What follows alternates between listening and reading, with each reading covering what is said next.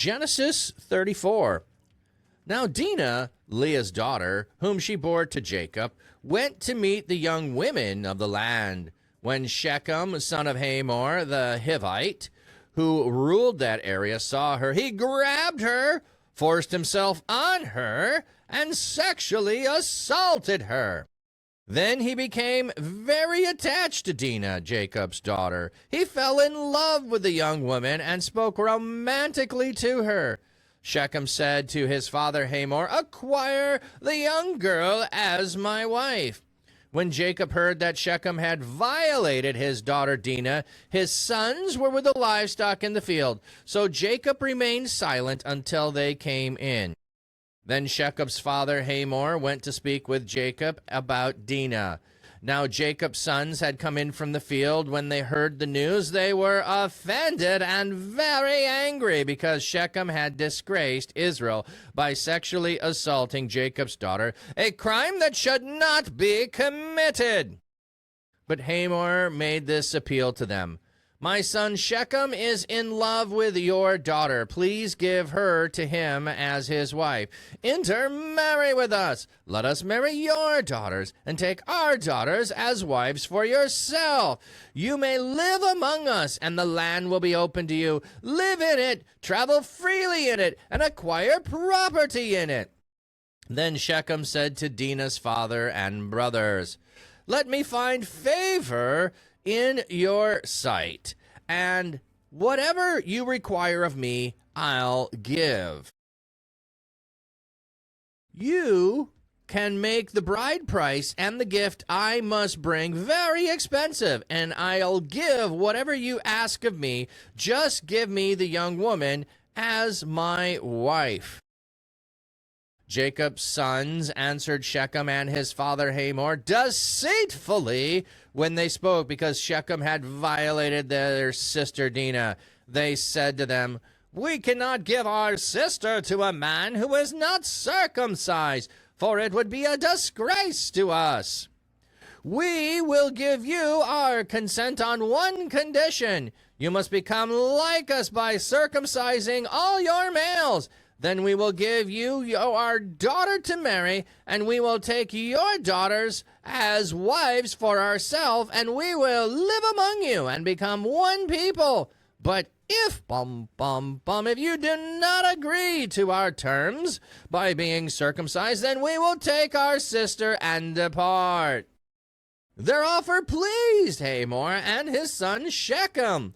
The young man did not delay in doing what they asked because he wanted Jacob's daughter Dinah badly. Now, he was more important than anyone in his father's household. So Hamor and his son Shechem went to the gate of their city and spoke to the men of the city. "These men are at peace with us. So let them live in the land and travel freely in it, for the land is wide enough for them. We will take their daughters for wives, and we will give them our daughters to marry.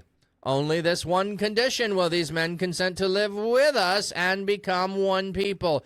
They demand that every male among us be circumcised just as they are.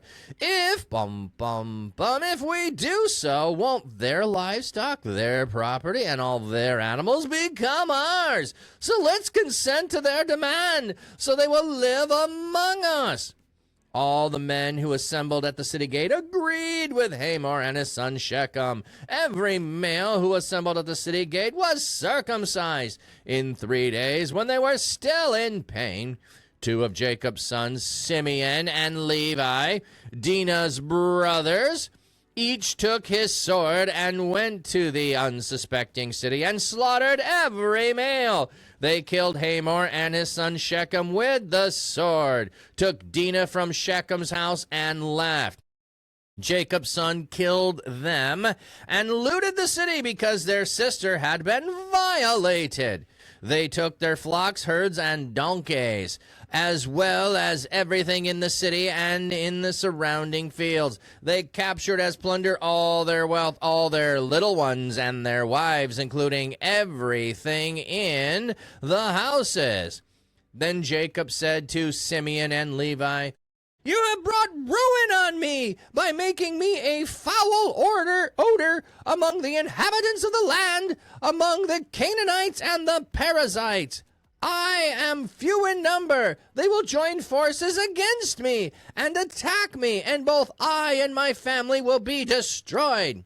But Simeon and Levi replied, should he treat our sister like a common prostitute? All right, this is one of those passages you probably haven't heard preached very often. I mean, I have preached it, but not too often. It's a little bit easier to just handle in a Bible study than preaching it. And Castor Troy, welcome in. I saw you come in, but the way I'm doing, I'm reading all the way through before I make comments. It's not someone's in the kitchen with Dinah. Shechem's in the kitchen with Dinah. Shechem is in the kitchen. Oh, no. Wow. They thought circumcision was going to be the worst part. Oh, yeah. Okay. So this is, well, let's look up Dinah's name first, and let's look up Shechem, and let's look up Hamor. So let's go look at names here. So we're in Genesis, is it 34? Yeah, Genesis 34.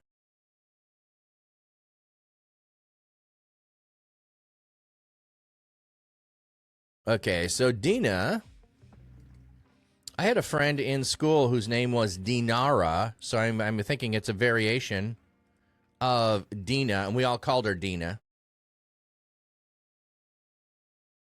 Age 1780.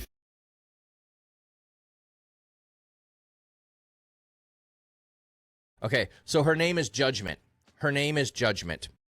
So, because of what happened to her, her brothers brought judgment on the town. I think that's what her name is referring to. Now, whether her name is that before or after the event does not matter.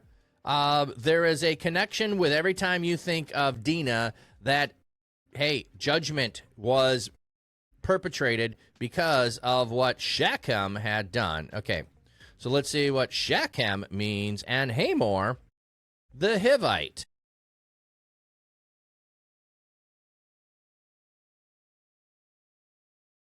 Age 7927. Shechem. Okay, so Shechem is back or shoulder. Don't know that there's anything to connect that with. Strong's H 2544. Hamor. And the form just below that, Hamor. All right, so Hamor is a male donkey. Hamor is a male donkey. So that's interesting. Again, their name's probably not anything significant, but, oh, hey, Dragon, coming in with the raid. Bum, bum, bum. But there's more than one perspective here. This is what I love, is there is more than one perspective on how you can see what's going on here. All right, so we have Dinah's name means judgment, and we're going to have judgment taking place for what happened to her. So we have Shechem, who is the son of Hamor, the Hivite, and she's visiting the women of the town, and he forces himself on her. So then he becomes attached to her. Let me see what we have here in the footnotes. His soul stuck to or joined with, meaning Shechem became very attached emotionally. So we have a couple of these instances in Scripture where someone takes their power, asserts it over someone else, but they believe that they are in love with the person. So he fell in love with a young woman, and he goes to his father and says, acquire the young woman for me as my wife. So I don't know if she doesn't return home, if she has returned home. Don't know the circumstance. Has she returned home and kept this quiet? Is like, how quickly is his soul knit to hers and falling in love? I don't know. Okay. Is it a one-time thing that happened? And immediately he's going to his dad. It's hard to say, but I think although that seems really weird, I think that's the best way to read this. So He goes to his dad, say, acquire the young lady for a wife. Like, hey, I went and did this thing, and I want her as a wife. Well, if you wanted her as a wife and you were in love with her, you should have gone a different route, buddy. Just going to say that. Okay.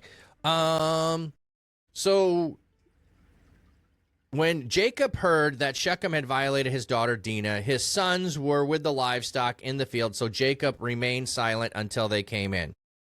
Similar to Absalom and Tamar, it absolutely is. There's a repeat in the family with Absalom and Tamar, but that one's a little more heinous on some level. But David also does do very similar things that Jacob does. Now, morning, Big Win. There are people who think that part of what Jacob is doing and remaining silent is waiting for his brother, or waiting for his sons to come in, as at this point he may be sharing authority with his sons, but we don't know how quickly this is taking place.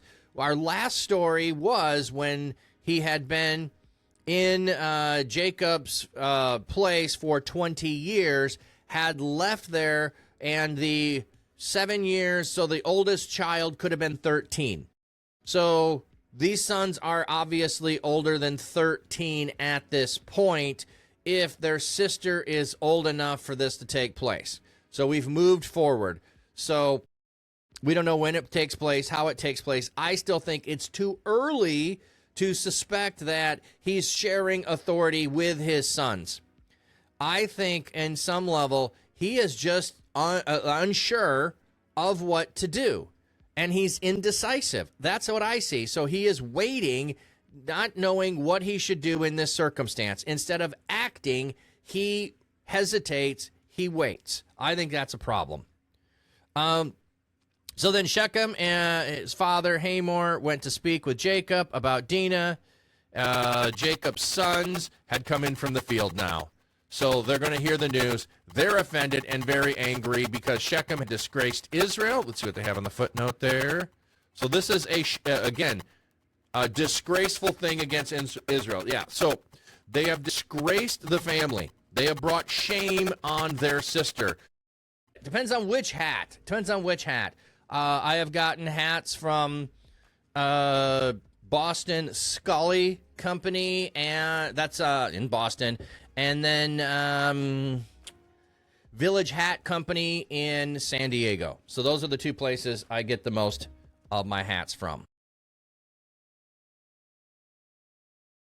So they have brought shame on their sister, and shame on their sister has been brought on the house.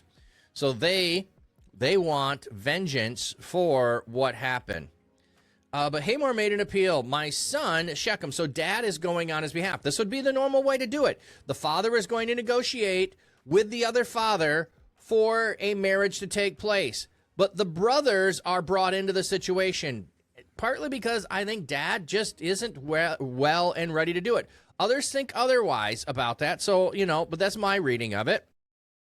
Because of it, it's a continuous pattern that I see starting with Esau, starting with him wrestling with God, that he is going a different trajectory of indecisiveness, of inaction, of let's not disturb anyone else, let's not have enemies of anyone else. He is trying to do anything he can to avoid making anyone enemies. So you may live among us openly and freely, like, hey, we're going to give you all this land. You can have land. You've already tried to settle. You don't have to. You can permanently be here. So if we find favor, and so then the son steps in and makes the request. I'll pay anything you ask. So Jacob's sons answer. Now, we know later that two of them are active. Is this all of them, or is it the two of them primarily to begin with, who are talking on behalf of their sister? We cannot give our sister to a man who is uncircumcised. Probably a very true thing, but they're going to exploit this. They don't need to have the entirety of the population become circumcised. They could just ask for the household here and no one else, but they have a nefarious plan. We need you to be circumcised in order to do this. The offer pleases Shechem and Hamor because, hey, well, that's not a hard thing to do. We don't have to pay a whole lot, and we get all of this. And if, hey, our daughters are getting married to your family, we will continuously get, a bride price. We'll continuously get that. will get a dowry for the bride. So we're going to have that. So he goes to the men of the town, sets out the possibility, hey, they are a wealthy family. We want them here. We want them around. They all agree. And then Simeon and Levi wait 3 days. They're still in pain. They have not recovered. I think there's something to pay attention to 3 days, but I don't want to push the image here. They wait 3 days, and then they go and they slaughter everyone, and they take all that they can from the city. They take all of the flocks. They take the children and the wives and everything in the houses. They loot and capture everything with plunder. And Jacob is furious. You've made us a foul odor among the inhabitants of the Canaanites and the Perizzites. We are few. They're coming with forces against us. And the sons are like, you wanted to let this stand. We will not stand for the way that our sister was treated. We got our vengeance. We did what we needed to. We have restored her honor. People will not come against us. They're not saying this, but I think it's the thinking. They will not come against us because they know we take our honor of our family seriously. So we will see consequences later on that are going to play out because of Simeon and Levi here. We will have some stuff that happens later on. So, okay, so notice they say so the other two brothers of the same mother, let's see, who do we, are going to be Judah and Reuben. So Reuben being the oldest, and then Simeon and Levi.